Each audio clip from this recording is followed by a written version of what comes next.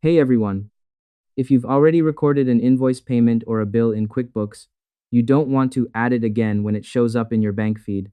That's how you end up with double the income and a big mess. Today, I'm showing you how to correctly match your bank transactions. Let's jump in. Step 1. Go to Bank Transactions. Start by heading to the left-hand sidebar, click on Transactions, and select Bank Transactions.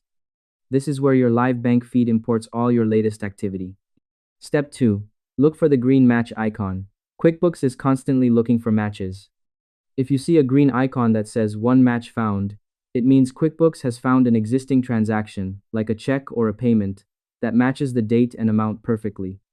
If it looks correct, simply click Match. Step 3. Using Find Match for multiple items. Sometimes one bank deposit represents several different invoices. If you don't see an automatic match, click on the transaction to expand it and select the Find Match radio button. This opens a list of all your open transactions.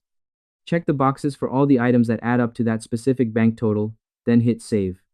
Step 4. Dealing with small differences. If your bank total is slightly off, maybe due to a small bank fee or a rounding error, click Find Match and toggle the Resolve Difference switch at the bottom. You can add a new line item to account for that extra few cents, so the total matches your bank exactly. Step 5. Verify in the Categorize tab. Once you've matched a transaction, it moves from the For Review tab to the Categorize tab. This tells you the transaction is officially linked to your books and won't be duplicated. You're all set for a perfect reconciliation. I hope this helped you out and I see you in the next one.